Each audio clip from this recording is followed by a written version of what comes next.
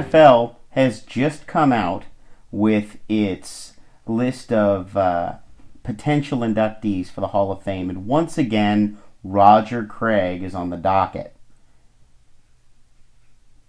If you know me well, you know that I am a huge proponent of Roger Craig making it into the Hall of Fame, primarily because I grew up watching him play. And there are some critical elements of Roger's case for the Hall of Fame that really just kind of have flown under the radar, especially with younger generations of 49er fans who really only remember his most unfortunate moment, which was a fumble in the 1990 NFC Championship game that ended up costing the 49ers a third straight Super Bowl appearance. I want to talk a little bit about what Roger did and really get word out, because this is hypercritical, kids. A player of Roger Craig's caliber not only deserves to be in the Hall of Fame, he deserved to be in the Hall of Fame a decade ago. So let's get into it. First things first, total yards. A great many of you have heard that Roger Craig only rushed for 8,800 yards.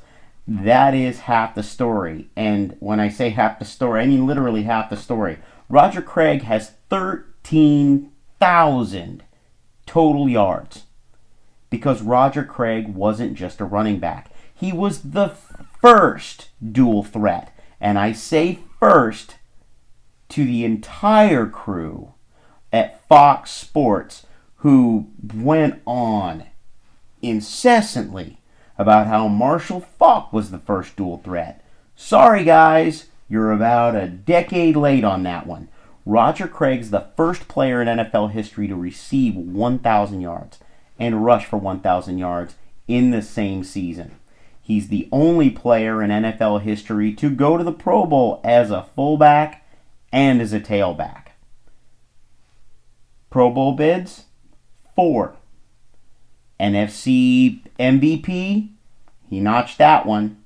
All-Pro nod? You bet.